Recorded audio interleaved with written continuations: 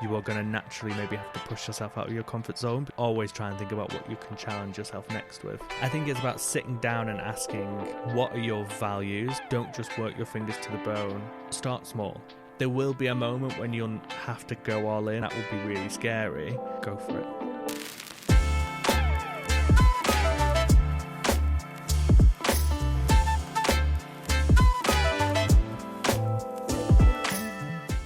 Hello, welcome to Crafting Success, a podcast brought to you by ClassBento. My name is Robbie and I'm going to be your host for the podcast series. Now, in this series, we're going to be chatting with some of our workshop providers and getting some advice on how you can turn your creative hobby into a thriving business. ClassBento is a marketplace for arts and crafts workshops, and our intention is to improve our customers' social and mental well-being through getting creative and finding a new hobby. Today, I'm going to be chatting with Luke from Sewlukeivo.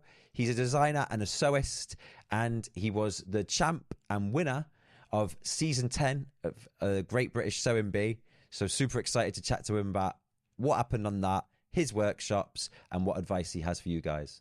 Hey, Luke, thank you so much for joining us today on the podcast. So to get things started, can you tell us about where your creative journey began? What sparked everything, and can you remember like how everything just initiated? Yeah, it started pretty early actually. I think I've always been creative more than like academic. So like at school, I'd love like anything to do with painting when I was like younger, all the way through like doing art and music. But from a sewing perspective, my grandma was like the most insanely talented seamstress like I ever met. Super technical, but maybe not as like creative or daring. So like having like a grandchild that just had all of these crazy ideas, and then me having kind of a grandparent that had the skills to do it, I'd come up with like crazy costumes, and like we'd make it together. That's cool. And I think having those ideas and then having someone to help me realize it was really powerful being young, because I could learn some of those techniques that you might not get until you're a bit older. So I think that's where it started, like just having those ideas that you would have as a child, but rather than them just being ideas that you might draw on a piece of paper, like being able to create them. You actually got to do it, yeah. Can you remember anything in particular that you did? Do you have a favourite? We had like a dressing up box, me and my sister. So anything we'd want, we'd put in. And I used to be, but still am, obsessed with like superheroes. So like coming up with different costumes and stuff. And like I used to be obsessed with being invisible. So we'd like make an invisible outfit that just like obviously didn't make sense, but it was just I used to look back and really enjoy like those moments. Could you explain kind of like what the creative world looks like for you now? Like, how would you describe it, and how would you describe to people who don't know you kind of what the business is? So creativity is like super important to me. I've always had some element in all of like my career. So I studied music, I then worked in retail as a visual merchandiser, even having a corporate job, I worked in a creative agency, so it's always been around. But I never kind of felt fulfilled in any of that. Like there was elements that I really enjoyed, and it hasn't really been until working in kind of the sewing world that I've felt kind of that sense of fulfillment, because there's so many facets to it. Obviously I make for myself, I make for other people, so I take commissions, so that's one side of the business. I get to design patterns that people can then make at home, and like people all over the world have been buying and making them. I've been running workshops, so like actually getting to be with people in a creative space, and teach them new techniques, but also, you know, people wanting to come and see me from, say, watching the Sewing Bee, who are like wicked sewers. Like I had one workshop where this 72-year-old lady came, like with so much experience, but I got to learn from her as much as like I could teach her some other skills as well. So that's cool. There's different elements, and I think that variety is what like really gives me that fulfillment. There's often a point where childhood hobbies become something more. You've mentioned working with your gran and stuff and playing. When did like the next stage happen from that? I think that's a really interesting question because, like, growing up, music was where I was like focused. Right. So I studied piano since I think like my first lesson was when I was 3. Okay. Studied that through school, college, went to a music university and studied music. That was always going to be my career. And I fell out of love with performing because it became a job. Whereas sewing had always been like this hobby on the side. And I think having enough time to enjoy it as a hobby, learn new skills, you know, not have to study it and pass an exam, not have to kind of like have my work in front of like a huge public audience, allowed me to really enjoy it as a hobby and build it as a skill. So like sort of come organically to Yeah. it rather than forced. Exactly. Yeah. And like I think there's a fine line, isn't there, between taking a hobby Yeah. into a skill or a career. So because I've enjoyed it, now that it is kind of my career, I've had that time to like be with it. Do you ever feel like now you can then go back to music and do that as a hobby? I don't know. Or has it just I been don't know if ruined? it's too much trauma. Doing drag allowed me to kind of pull all of those hobbies and Yeah. skills together. But no, I haven't really. Maybe I do need to kind of think about going back to music at some point. So talking about drag and obviously creating music, you know, you're heavily involved in performance. Is there any way kind of the design and community around that influences your work and what you do today? Yeah, I mean, there's such a massive community within drag. You know, obviously people enter it through like shows like Drag Race, but the actual local community of performers is where I see a lot of that creativity come. So like even just in Manchester, there's like so many queens, some that'll be more skilled in performance, doing jump kick splits and rolling around the stage. Some will be in like creating looks. And I think when I got into that community, I was more focused on creating that outfit and like what story that would tell in terms of the performance. And then through that, I got to work with other performers and help them create outfits. And then from the back of that, get commissions from, you know, queens who have been on RuPaul's show as well. But even just like creating for like local queens that perform in bars, like there's so much energy and creativity there and ideas that I would never even think of. And Well, they'll say, I'm guessing there's a lot of scope to get like pretty wacky with things and quite out there and like yeah, pretty much the dream really for someone that makes clothes, isn't it? how can you fit like 7 outfit reveals in one look? Like how can you take like this tent and turn it into something? Like those are the creative challenges that I love because it really challenges like your skills and ways of thinking. So many people struggle with confidence when it comes to reconnecting with something creative they've done in their past. Would you have any advice for people on like how to do that and how did you do it with the sewing? Yeah, I think that's quite common, especially with sewing. Sewing used to be like one of those things that generations older than me would do at school out of like necessity. Yeah.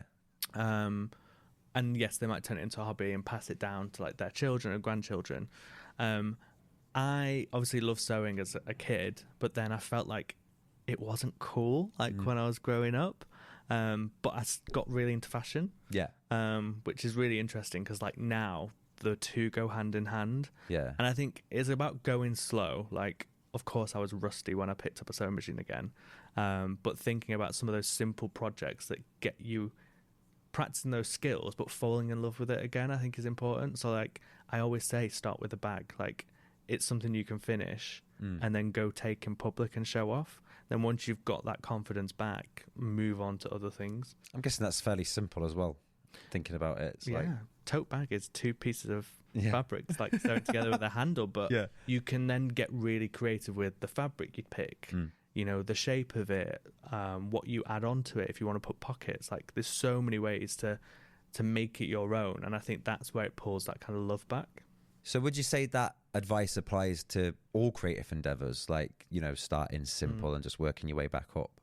I think so. Whether it's like a new endeavor, something you did when you were younger, I do think it is like starting slow so you can build that confidence. Because I mean, I can't say that anyone that hasn't achieved something doesn't get that rush of like endorphins and adrenaline. So if you can get that sense of achievement early on, it's gonna give you the confidence to do, you know, bigger and greater things. Like if you fall off a bike, a lot of the times you just don't want to pick up and carry on. No.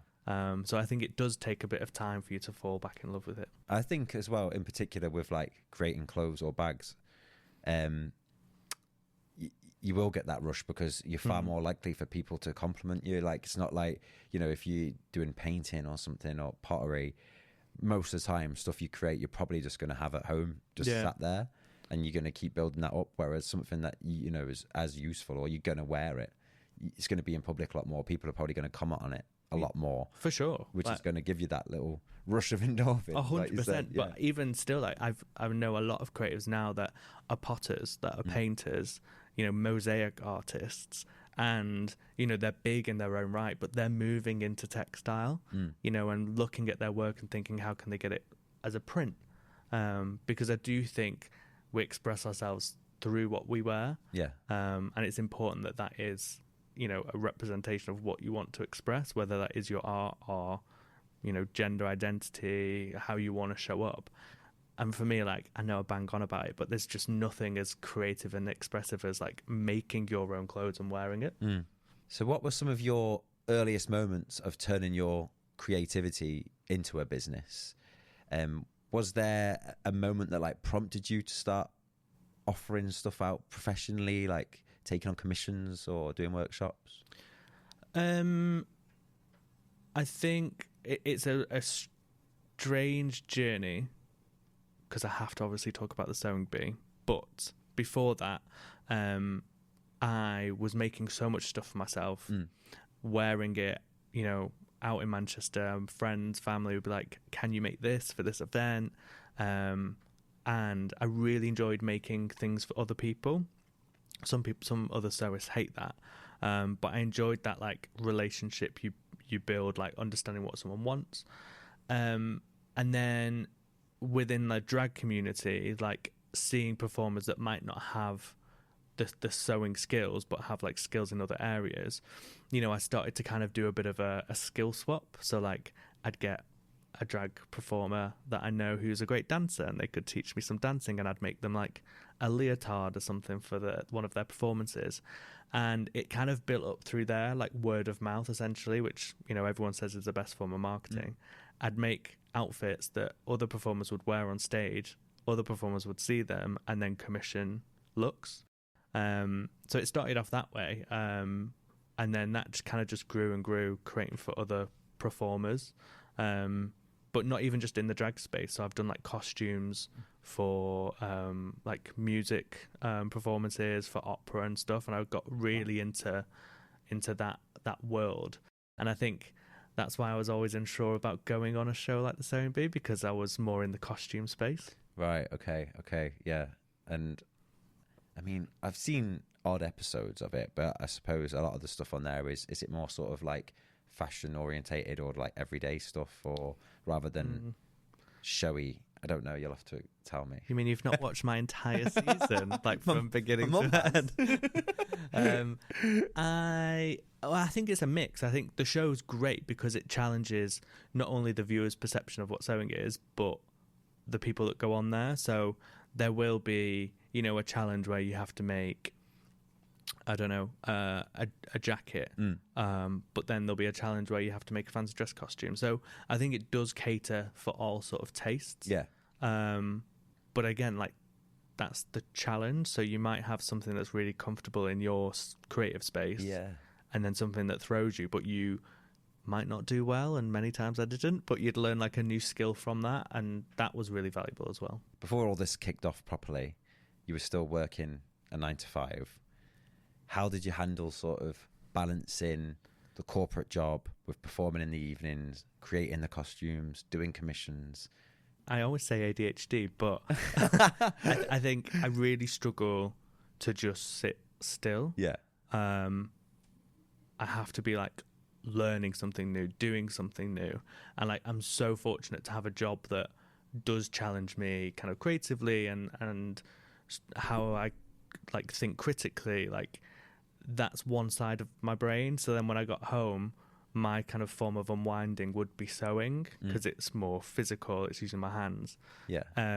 So that never really became a problem for me. But I do think it's important, like, to watch out for that burnout too. So then I had to start getting really strict with, like, how many commissions that I'd take. Could I perform all the time? So I cut down, like, the amount of times that I was performing, because I preferred the making side. So I think it's about just finding that balance. I think it's tricky, because you just want to do it all. Yeah. And that's sustainable for a while, and it's fun for a while, but then you have to then start being business minded and thinking, where am I getting value creatively? Where am I getting value financially? What's pushing me? What's working? And I think that's where you have to sit down and then start making some of those business decisions, and some of them will be hard. How did it look when you first started to run the creative side of it, of the business kind of thing, like when you turned it into a money making thing? It was probably quite messy, and I made a lot of mistakes because, again, it was like commissions were word of mouth. It wasn't consistent, but I had the 9 to 5. So whilst it was a business in its own right, you had a safety net there. Yeah. So there'd be times when I wouldn't be making commissions. So I never really thought about, like, a full-on marketing strategy. I didn't think about, like, the need for a studio space. It wasn't until, I suppose, after being on the Sewing Bee and having that as a platform, that then I had to start really thinking about it as a bigger business. Like, it was a business in itself, but I would say it was more of that side hustle. And then now I've had the demand for, like, my own patterns, for running workshops. That's when I had to start thinking about, like, what is the business strategy here? And did you feel like there's a big difference from how you deal with the clients from when you first started out? Like, I guess typically you kind of knew them, or knew, one person removed or something, compared to then after the Sewing Bee, where you've probably got loads of random people contacting you all the time. What was the major difference in, like, your approach to dealing with the client? At the beginning, I'd be making costumes, like I say, from, like, a skill swap perspective. Then you'd start to say, like, right, okay, this, just give me what you think it's worth. Then once you've built those skills and you've made a few, like, bigger connections, you can start charging, like, for your time and etc. It builds and builds and builds. But then having that platform, and then having more people come to me and ask me to create things, I think it's really important to then take those moments, if you're building a business, to then think about what the value is that you bring, and are you costing right? Because you will get people come and say, oh, I've got, like, 50 quid, can you make, this Versace inspired dress? And it's like, no, that's not gonna happen. Or, yes, I could make it, but the value that I would bring to making that isn't worth 50 quid. So you then start to have those conversations with people. Yeah, I guess that's true of, like, again, a lot of businesses. Once you're doing a lot of it and you start to see your own worth, you can apply. People aren't just paying for the product, are they? They're paying for the time, the knowledge, creativity, you everything. Getting this good and stuff. You've worked on a lot of custom pieces, so patterns, outfits, workshops, all sorts. How do you decide, when you're coming up with ideas, what's worth pursuing and what's not? I think I'd pursue all of the ideas. I do have a bit of a... Maybe that is a lie. I was going to say I do have a bit of a creative process up front to, like, do the planning and preparation, but I will say I do drop straight into making things. And things won't go right, but it'll kind of navigate into a way that starts to work. And I enjoy that sense of play and that journey in creating something. So I wouldn't say I ever kind of, like, give up on something. Right. It'll just end up being something a little bit different. For what I was thinking. I suppose the workshops are a bit different because they involve other people, whereas, like, if you're designing patterns or costumes and they're not commissions, they're kind of just like, there's no time limit, is there? You can kind of go along and do it as you want, whereas because the workshops involve lots of other people, you've got to try and plan that a bit more, I suppose, and have more structure. Well, with the workshops, yes, there's a ton more planning, but I think I still have that sense of play. And like, you know, what people say about the workshops that I run, they really enjoy that, you know, that there is a structure, but there's a bit of freedom in that as well. And, you know, I might design a workshop that I think everyone's going to love, and then it doesn't sell out, but that's okay. Yeah. You know, you might have a few people come, and I think that's really important as well, is to break down that wall between like facilitator or workshop teacher and customer, and ask those questions like, what did you like about this workshop? What didn't you like? What should I change next time? What would you like to see? And that's where you'll get like so much more information to then create workshops that will sell more, but also challenge you as a workshop facilitator. And what would you say are the most practical challenges you've had? So obviously there's a lot of things to go at here. We can talk about pricing, planning, managing time, all those sort of things. What do you find the most difficult? I'd say kind of the setup of a space and finding the right space that works, that, you know, fits the amount of people that you want in a session, and getting the right materials. You know, there's maybe quite a big difference from buying some canvases and running a painting workshop than getting like 6 sewing machines and all of the material. Like, there is a cost there. So I think that was difficult, but it's a one-off cost. Once you set up, it's basically running for you. I guess they hold value as well for a bit as well. So like, if anything, then you need to sell them. Yeah, exactly. And like, there's enough, you know, machine repair people out there, although it is a dying breed. So I think that was the hardest one. But the one that I've always struggled with is potentially kind of the marketing side of it, because I'll use social media and you can rely on that. And obviously the Bee has been a great platform to bring people to my workshops. But then thinking about other ways to naturally bring people in, it's not like people are going to walk off the street into your studio and make something with you. So you have to really think about that. Yeah, I don't think there's many people that could be that lucky unless they literally have a studio bang on a high street with, you know, big posters up and stuff. Like, exactly. Yeah, you do have to zone into the whole social media aspect of it and focus on that, I think, when you're first starting out. And you've got things like makers fairs. Yeah. And, you know, I'm so lucky in Manchester having like so many different opportunities like that. But I do think you need to think carefully about how you get people to your workshop. You've worked in employee engagement. How's that background help you to, you know, run your own creative business and figure out kind of where to start and what to do? Yeah, I guess, if at all. Well, they're slightly different. I mean, there's a lot of transferable skills in it. So I will say I fell into a corporate job. Yeah. It was never on the cards. No. So it's not piano. It's not piano. You know, I went to university and studied gender and queer studies. I was a lecturer for a bit at uni. And there was a research position at this agency in Manchester. So I was like, I'll go for that. And I've been there ever since and just developed like skills within that workplace. But we help organizations that we work with, our clients, with their employee engagement strategies, how they bring it to life through experiences, communications. So we have an events team, we have a creative team, we have a film team, digital team.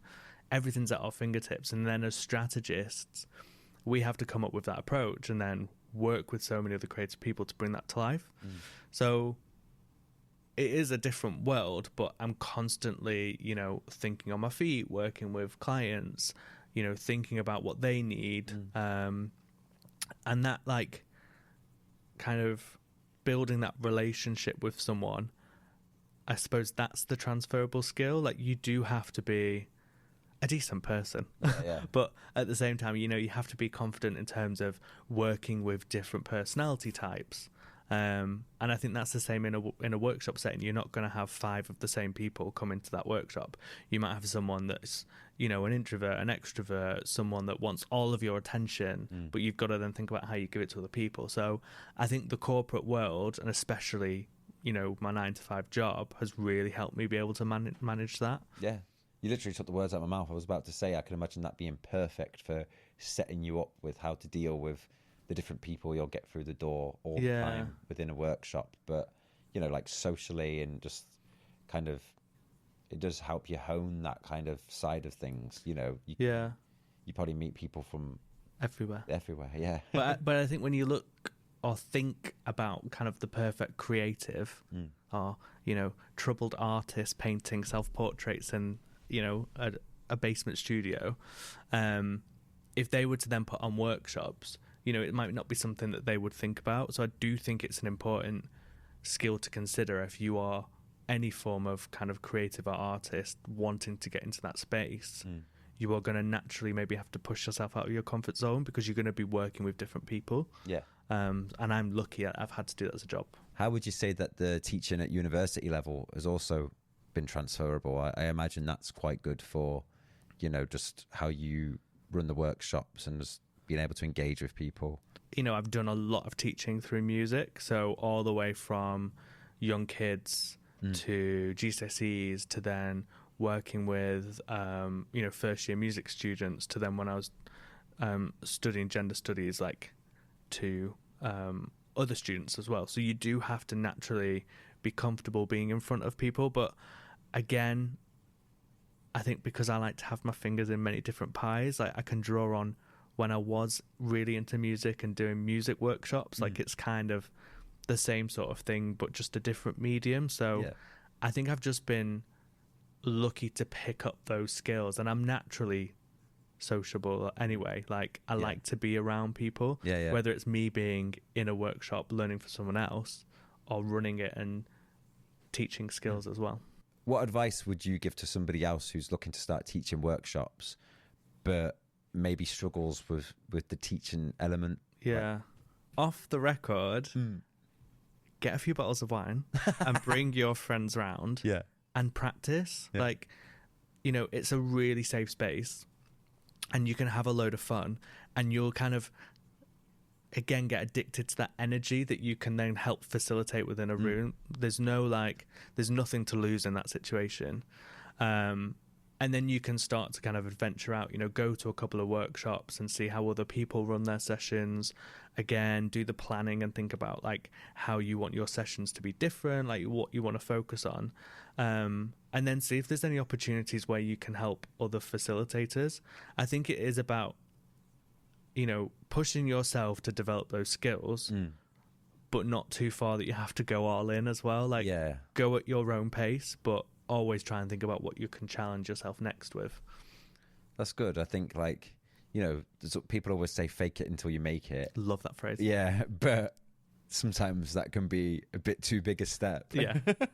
Like I've always kind of sort of lived by that, especially like, as a performer from classical music to doing drag on stage, like nerves are a real thing. And that phrase has always helped me kind of get through that. Like no one knows that you're nervous if you can kind of try and get past it. But it is a thing. Like I still get nervous now doing workshops sometimes, because I'm like, you'll see a list of names of people coming, but you don't know who they are. But sometimes that's the exciting part as well. What about the other end of the spectrum? So people that are confident with the teaching, but less confident on the whole sort of creative side, maybe operationally and with admin and stuff. What advice would you then give to those people? Again, it's finding your strengths and then looking at where you can get the support for the other aspects. So, if you're a knockout facilitator, but you don't think you're that creative, that's kind of perfect, because you're facilitating other people to be creative. If you're insane at like admin and process, again, it's just finding inspiration from other areas. And I think that's why I've certainly learned that being creative needs that community around it, that you need to meet other creatives, whether they're, in a completely different art form to you, to learn like tips and tricks and like build your confidence in different areas. Like that's how I've done it over the years. Yeah. Interesting you've said that, because we've found that, I think, with lots of the people we've spoke to, and I come across it quite often with the teachers that I chat with just day to day, and they always seem to have like a network around 100%. other creatives, other makers, other teachers, and sometimes you think there's no way that these people would support each other because technically they're stepping on each other's toes business-wise, but it never seems the case. Like, everyone's always got this really tight-knit network. They're all super friendly. Even if they're doing the same sort of stuff, they're always like egging each other on and like helping each other out. And it feels like a lot of people kind of feed off that and get inspired and stuff, which is really nice to see. Yeah, I don't think I've ever seen or felt it be competitive. Yeah. I think you're totally right. Like, that sense of community and like the creative industry is just such a joy to be a part of. Like, yeah, it's great. If someone was just getting into it, like just starting to run, workshops or just starting to sell their stuff, do you have any tips on how they could try and build that community around them? I mean, social media is the first place. Like, I not only get a lot of inspiration from social media, but I've built that community from it. So, if there's a maker that you're obsessed with, go and tell them that you're obsessed with them. Like, I think spread kind of that joy and you build those relationships. I've met so many incredible artists through, Instagram, through like TikTok, YouTube, just by following their content and asking them questions and telling them that I like their work. So I think it's a really good place to tap into because it's global. But I think locally is, again, just going to other events, going to craft fairs, going to other workshops. I think it's really funny that, some people might get into doing workshops never having gone to one near them. And I think you kind of need to do that from a market research perspective as well. Like, what's on, what's missing, what's my USP in the country or the city that I'm in. So I think it's important to do that, and you'll naturally build those relationships as well. I definitely think these days it's pretty normal, really, to just contact someone that you don't know, maybe on Instagram. They're putting this stuff out there. So I can imagine some people might feel not as confident about doing that, but if you just go for it, what's the worst that can happen? Like, if they ignore you, then whatever. If not, but I think just it's more likely. On red. Yeah, I think it's more likely they're probably going to say, "Oh, thanks so much," and then like check out your stuff maybe, and you've got a load of stuff on there too, or see that you're starting out. They might give you some advice, and it works both ways. Like, social media is great because it's kind of that vehicle to meet other people. That's what social media is. But then don't just rely on that. Like, have the in-person, build the in-person relationships as well. I think it's important to have both of that. And have you found many people kind of messaging you since you've been on the telly? I bet that's skyrocketed. Quite a lot. Quite a bit. And very much the same thing we're talking about, asking for tips. I don't want to go on a TV show, but I'm starting out my own craft business. Like, how have you done yours? And I'll be super transparent about my journey. I think it's important that we don't gatekeep a lot of kind of the tips and tricks. But I had some of those questions beforehand as well, before going on the bee, and I'd ask those questions as well. So I do think reaching out to other makers is really important. So you won season 10 of the Sewing Bee. How did that come into your life, and what did you do to get on there? Can you just give us like a breakdown? It was a win. Like, honestly, never thought I'd go on that show. I've watched the show. Like, I've watched all kind of fashion related reality programs. And obviously a lot of them are based in the US. So coming from kind of the more costume theatrical background, I never thought about going on it.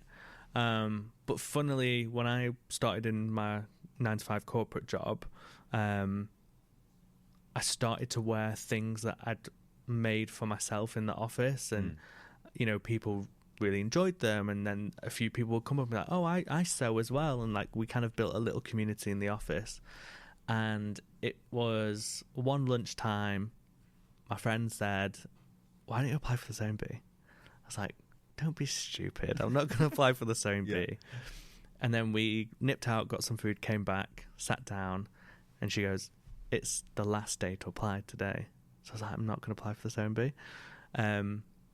But then did it. I literally just had like pictures on my phone, rushed it all through, put it in, and then got a call a couple of weeks later to go to kind of the first rounds of auditions, which you do over the phone. It's like they'll check your sewing knowledge, make sure, you're you're comfortable like talking about it, and then you'll show off a couple of things that you've made. Then you go to an in-person one with big lights and cameras and other people, and you have to make something to time. And then I got the call to say that I was on season 10. I didn't realize there'd be like such a big process like leading up to it. Thousands of people apply, and obviously like on the show there's like 12 sewers. So anyone that's like applied or thinking of applying, like, just go for it, because it's such a big achievement, like no matter where you get in that process. And how important do you think it is to be sort of, I suppose, not socially awkward? Because I can imagine there's a lot of people who have mad skills that apply to go on there, but would just crumble in front of the camera. So they're not obviously the best person to be a fit for a show, because they're not going to be entertaining to watch, or they're not going to be able to perform because the nerves. So would you say that's like a big part of it? I think that's a really important question, because I think a lot of people watch the sewing bee for the personalities, and they'll go, "Oh, I've never touched a sewing machine, but like I love that you made that Lady Gaga dress." Or you'll get people that are from a strict sewing background and hate the fact that it's a reality TV show, and they just want to learn how to do a French seam. And then you get the people who enjoy both. I think people sometimes do forget it's a show for entertainment. So they'll apply thinking, you know, I have the skills, but if you don't have some of that, you know, personal, social skills to be able to talk in front of a camera, then you're probably not going to get that far. No. Which is a shame, but I guess that's just how it is until someone comes along with the next program that's purely technical and no one has to speak. Well, but I think it's naturally being in TV, right? You know, but then those people might be great at doing workshops. I think it's just a different platform. But I mean, over the years of the sewing being out, there's like just such a mix of people that have been on the show, and the show's evolved as well. Like, I think it's such an important show for certainly this UK sewing audience, because we just don't have anything like it. It's great because there's things like that coming out all the time now for lots of different, you know, art styles, or obviously everyone knows the pottery throwdown. I feel like that sort of started that trend, and there's a floristry one now, I think, and then glass blowing, jewelry. There's all sorts. So hopefully it continues and keeps bringing stuff, you know, to the forefront. But it's been going on for years. Like ours of the 10th anniversary. So it was a special season, but like 11's out now. I know 12's being like looked at. So it's a legacy show. You mentioned how important it is to inject your personality into the things on the show, but do you also feel it's important to inject your personality into your brand, and how do you go about doing that? Well, yeah, I mean, that's authenticity for me. I think that's a big thing for me. So I went on the show never thinking that I would win, but I knew I wanted to be the true representation of me. So, you know, I would push the challenges if it was, you know, make a blouse. Could I make it a bit draggy? I'll try and do that. And I think certainly now I have a bigger platform and a bigger business where people are coming to buy my patterns and, you know, attend workshops.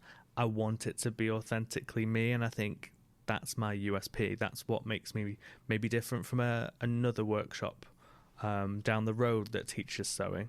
So I do think it's really important within your brand to inject that, but there might be different facets of it. So whilst I'll make, you know, outlandish costumes for drag performers, I will make everyday wear that people can buy or buy the patterns for as well. That's still uniquely my point of view. With that in mind, like, even if you didn't win, like, the best case scenario is still that, like, people are going to see what you've made and that you could have come out of that and probably still got more business, because people are like, oh, that guy, I love the stuff he makes, like, I'm going to get a commission off him, or I'm going to buy his patterns. Or the opportunity to get on the show like that is like a platform anyone can wish for. Obviously I can't recommend everyone go on national TV and like do a show like that to promote your business, but I do think for me it elevated, or at least pushed me into like growing my business further and thinking, you know, it can go from maybe a side hustle to something more sustainable, which it has. And I've just been lucky enough to get that as a platform. But then I spoke to many other creatives that haven't been on a TV show but have gone viral on TikTok or viral on Instagram, and it's kind of the same sort of platform. A lot of ways to do it now. So many ways to do it, but it's also not dependable on the success of your business. You can go viral through word of mouth. Like, you also don't need to go viral to be successful. Like, there's so many artists and makers that, hide behind their brand intentionally. So, like, people don't know who they are. They just love the brand. So there's different ways to look at it. And I think that is the beauty of having your own business, your own brand, because it can be how you want it to be. What surprised you most about being part of the show? I'm talking like emotionally and professionally. All the juicy gossip. Yeah. The experience itself was like no other. Like, I'm so thankful to have that. And then also to be in a room and be filming something for a long time with people who love sewing as much as I do and have that community. We all still talk today, and after filming the show, I think was amazing. Emotions is a really funny one because, it's not one of those reality TV shows that shows people having a breakdown. It does happen. Yeah, I bet. And like sometimes it makes the camera. But for me personally, my own journey, it showed how I approach kind of stress and nervousness, because like I didn't go into any challenge thinking, I nailed this, I'm gonna win this. I'd be really nervous and think I can't do this. But my kind of natural coping mechanism was to like lock in, and I just lock in, sew as much as I can. There's moments when you have to talk to like the judges when they come round, and then after every single challenge I'd look up and look around, and like there'd be different reactions on people's faces. Someone might be a bit teary, someone will have made something incredible over there, and I'd be like, where's the last 3 hours just gone? Yeah. It was just crazy, just like thinking that I just locked in. But then that kind of then becomes a superpower as well. So like when I'm making a commission, it's like, oh, I've got this event and I need this outfit, can you make it like in 2 days? I just kind of lock in and do it. After winning the show, how did you process all that? You must have felt elated. I bet it was mad.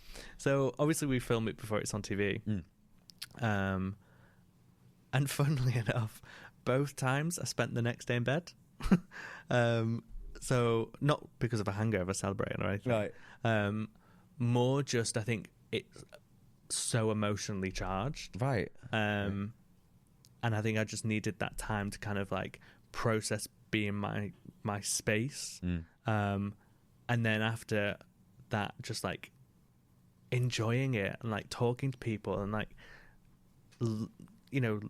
really enjoying the support that people would kind of have. And it was just, it's something I've never experienced before. And right. I think I said on the show, like, I really struggle being my own biggest ambassador.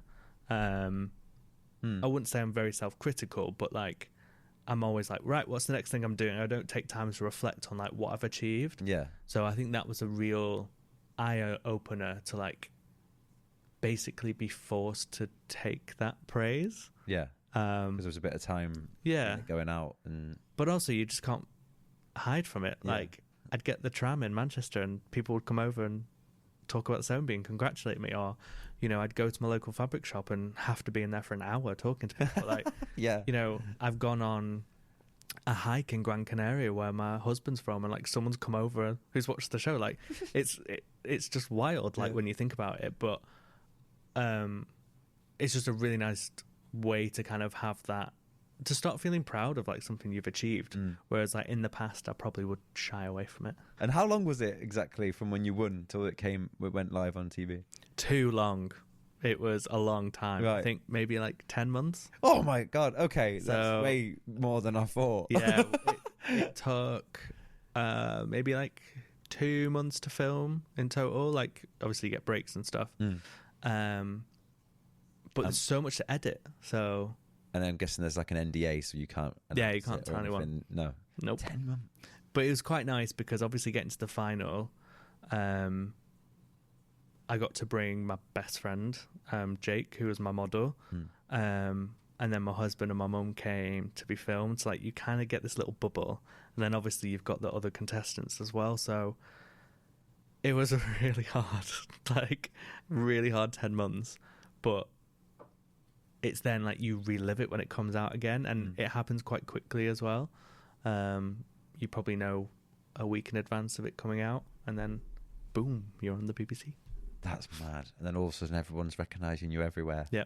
Even though it's been 10 months for you and of just normal life, basically. Yeah, it happens all again. Yeah. And then obviously like you know the experience yourself in terms of what happened, but you don't know what the other contestants were talking about experiencing.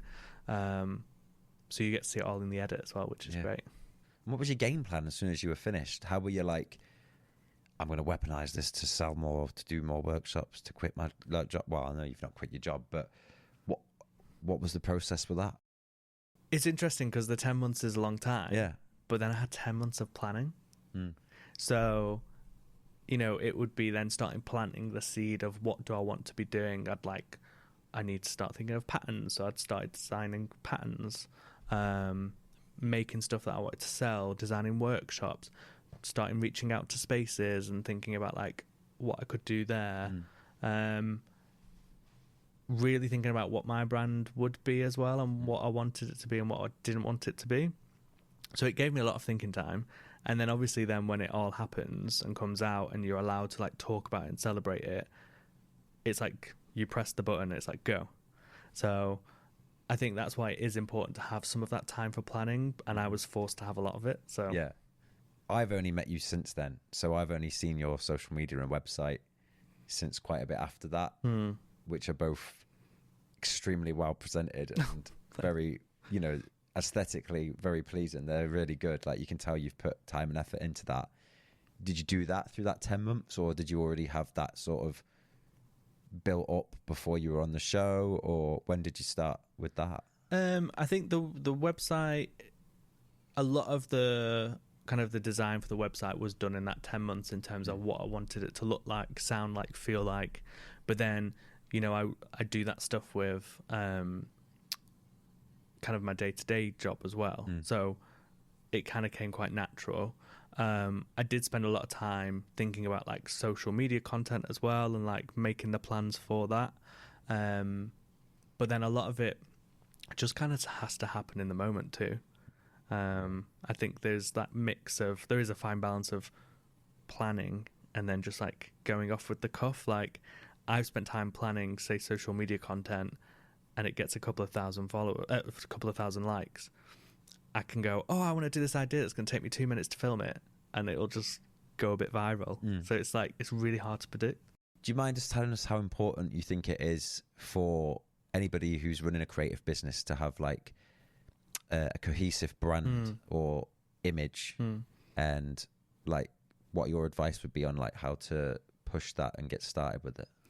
I mean, it's one of the first things you should be thinking about. And I don't know if this maybe comes from my retail visual merchandiser background, but you know, you can start off with like a great set of workshop plans that you're ready to run. You've got a space, you might have a few people booked, but again, that's probably not going to be on a high street where you've got natural flows of people walking past. So you need to have a brand that then becomes kind of your shop window, and then your website is essentially that shop window, or your the social media platform of choice. And I think it's then really important to think about what that brand is, what do you stand for, what does it sound, feel, look like.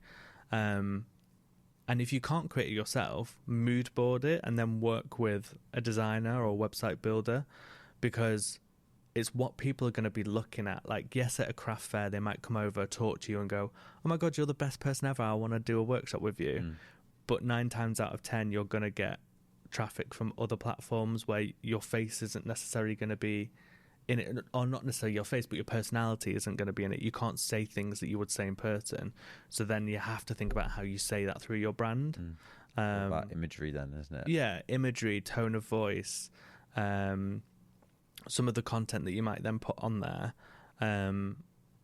I will say I don't think a lot of creative or workshop runners will think about that straight away. I think it naturally comes after, but then working in kind of the corporate space is one of the first things we'll say is like, what does this need to look and feel and sound like to engage people? So it's one of the first things I thought about. So you mentioned having 10 months planning for when you won the Sewing Bee before, you know, you had to really kind of be on top of everything. But how did you react to the PR moments or the viral moments? Like when they first hit, were you ready there with responses and you knew what to say? Nope. Or what did you do? I mean, it happens in stages, right? So the cast gets announced, and I think had maybe just over 1,000 followers, maybe a few more, which, you know, is great for what my business was there. Yeah, just purely local and and then, you know, you get announced, and I don't think we got announced with our like social handles. People will find it though. But people found it, and I remember just sat there, and I think I was in the office. I'd gone into my office and knew it was going to be at, I think they released it at like 8 a.m. And it was so hard to concentrate that day because my phone was just going beep, beep, new follower, new follower, new follower. And I actually really struggled. But like, it was such a distraction, and it became like, oh my God, I don't know what to do here. Yeah, at first it's exciting, and then all of a sudden it gets scary, And then you do have to start thinking. So there was a bit of time throughout the show where I didn't really think about new content. So in that 10-month prior, I kind of put a content plan in for while the show was out. So I wanted to post 3 looks per episode, where it was like, what was my outfit? What was my inspiration for the made to measure? And then like kind of a random fun post attached to the episode. So it kind of allowed me not to have to think about what I was posting while the show was out, and really enjoy that moment. That's very clever as well. You're kind of riding the wave. Yeah. It just allowed me to be in it a bit more, rather than reacting. But then since then, you have to really react to, you know, a video going viral, or even just doing, you know, like a podcast or chatting to the media. And I haven't had training in it, and I know a lot of other creators won't necessarily have had training in it too, but I think it just becomes how you build that relationship and how you want to react to it. It's hard. I don't think you can naturally prepare for it. No. And do you use much PR now to help advertise, or have you took advantage of any of those sort of relationships? I work with brands. I have an agent that I work with in terms of like looking at other kind of like more media opportunities. And then in terms of like the workshops and stuff that I do, I work with ClassBento. And then put my workshops on my website as well and sell them that way. So there's, again, it's kind of spinning plates. And I think that's really important for maybe more kind of mature artists who are on that journey for a little bit longer, to start thinking about how they diversify like their brand and who they work with. So for any other kind of creatives out there that are currently, you know, planning on running workshops or selling their stuff, do you have some advice on how they could kind of zone in on how to push their brand and what they should do for their socials, for their website? I could talk about this one for hours. I love this stuff. Like, we do this, you know, with some of the clients that I work with, and I mean, you can quickly Google how to build a brand, and there's loads of kind of like templates out there and strategies to it. But I think it's about sitting down and asking, you know, what are your values? Like, and I don't mean kind of like fluffy corporate values that's, you know, sit on the wall in the canteen, but like, what do you stand for? Like, is it words like bright, caring, innovative, you know, out there? Write a list of words that really describe what your brand, you know, should look like. And then you can start asking questions. Well, what does it then need to sound like? What's the tone of voice? Is it how I talk naturally, or do I want to have a bit of humor in there? And then you can start doing a bit of research in terms of tone of voice. What does it need to then look like in terms of visuals, matching those words that you've pulled out. And then what does it feel like, I think, is really important as well, and maybe often forgot, because you'll have the look and sound on your website and in your content, but then when someone walks in your studio, what does then that experience feel like? Like, how does the space look? Like, is there a scent that you have in the space that people remember? Like, how do you greet people? And I think that's how you build a really cohesive brand. There's no point of having like a super stripped back kind of minimalistic edgy look to your site if then when people come to a workshop you're cracking jokes and super chatty, and like they just don't match. It doesn't work together. Is it? And like for me, I think I naturally had a tone of voice that I like to use. It's slightly direct with a bit of humour. And on the website, it's quite clean. But I picked, the primary colours as the colours I wanted to play with. My studio has those primary colours in it. I've got the logo. So it's all, the pieces kind of then come together once you ask yourself some of those questions. Chatting to you now and having been on the website, like it quite obviously suits you and what you do. That's good. No, but I think you've done a good job of it. Like you obviously know what you're doing there, and I think people who don't know what they're doing, that's quite good advice. And I mean, I guess it's as simple as like they can start out on like Pinterest and 100%. find some stuff that they like and then go from there. See what you like at other brands as well, and they might be big, massive fashion brands. They might be more indie brands, but I think if you ask yourself those two questions, what does it look, sound and feel like, you'll start to be able to develop your own brand. You've kept a lot of things juggling at once. How do you balance the business side, the creative side, doing commissions, patterns, media, everything? I don't know. No, like I've told you, I can't sit still and watch a TV show after work. I can, but I'll have to be doing something else at the same time. And obviously having ADHD, like I've been able to turn that into and I hate saying this, but a superpower in some ways. So, if I am having to lock in on a task, like it can bring up a lot of anxiety. So I do think about like, okay, I'm going to focus on this and then I need to focus on this. And I think that's why the commissions are great, because you have like a certain deadline. Workshops are great because there's a time period there, and I can fill the other time with things I need to do for the business or more creative things I want to play with. So I can always kind of keep myself busy. But it's not perfect. Like I will work on stuff until I'm literally falling asleep in the studio. It's challenging sometimes being able to spend time with friends, my partner, my family. Like I'm not perfect at it. And burnout is real, and I've experienced that quite a lot. But I love what I do. So it's really, really challenging. But I think it's important for you to recognize certain signals, have kind of the right people around you, but have that sense of balance as well. So don't just work your fingers to the bone to earn loads of money. Like have that state of play as well, because otherwise you'll just fall out of the craft or art form that you're doing. And how do you protect your sort of creativity, I guess, around that?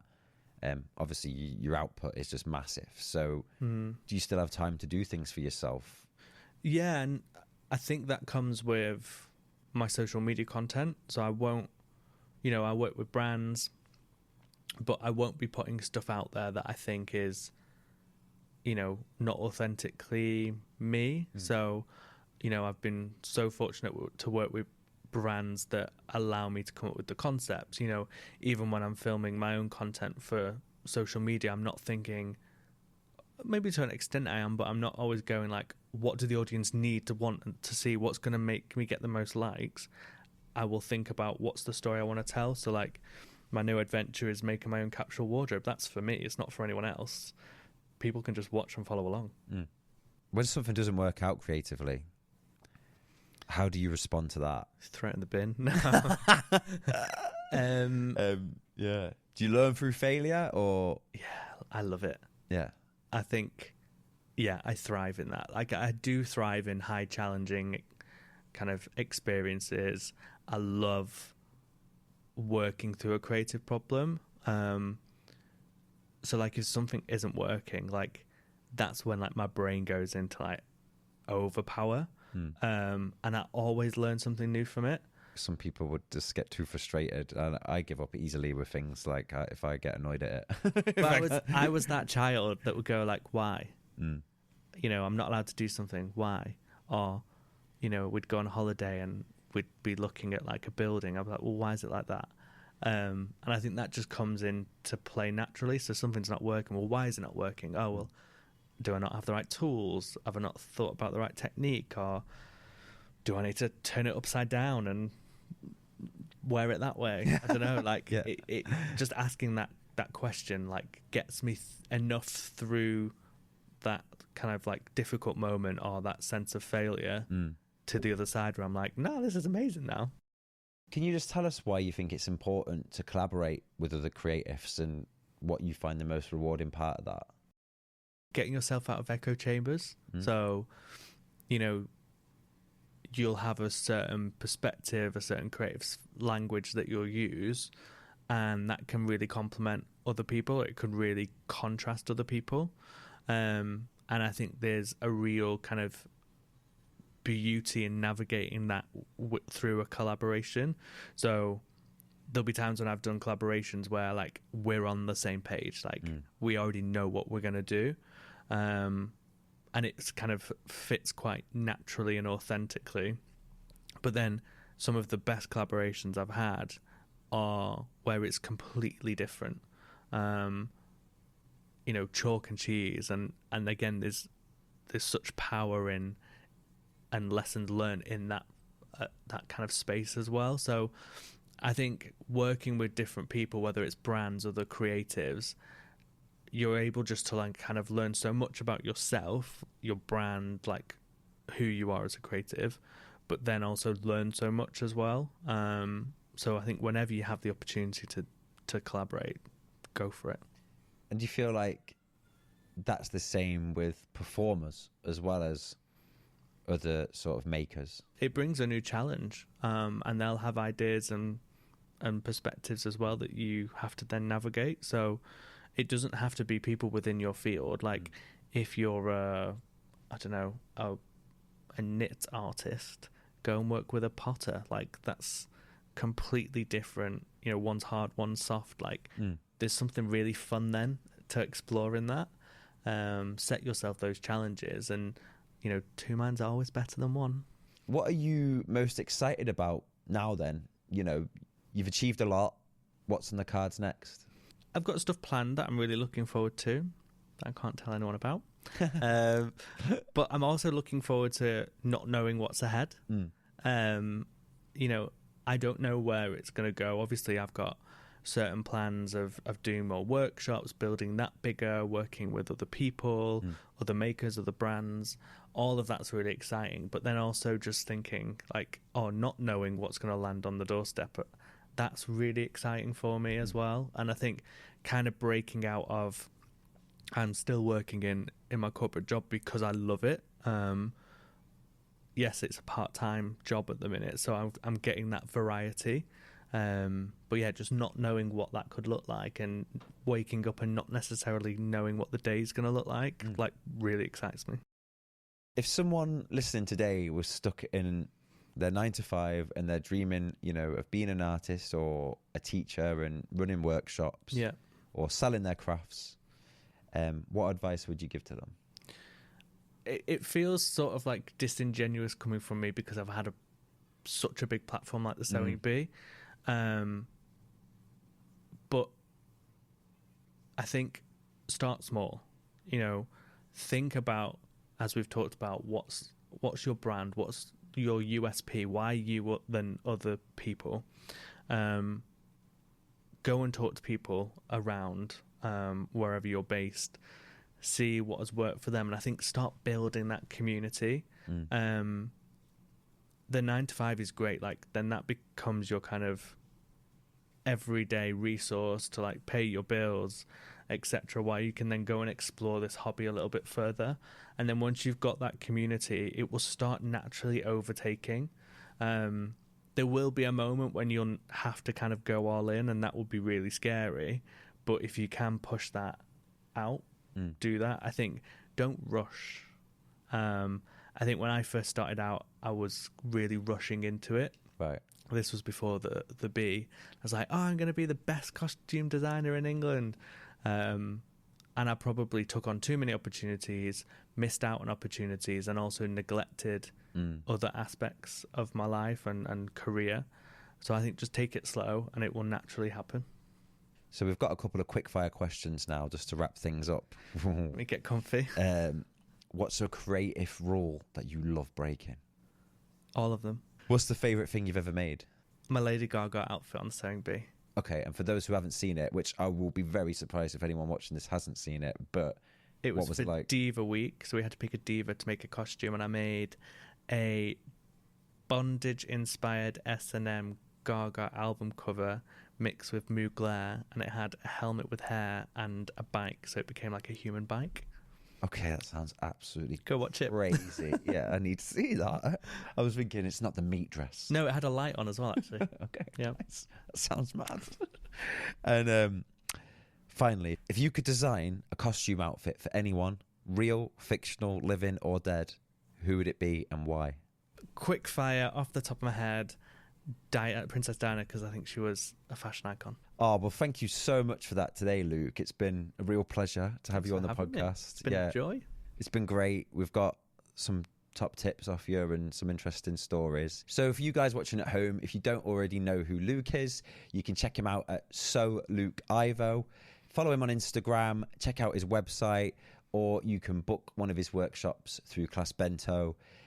He's got a bunch of amazing classes. They all look super fun. I'm going to go do one soon. You guys should do one too. Thank you, Luke.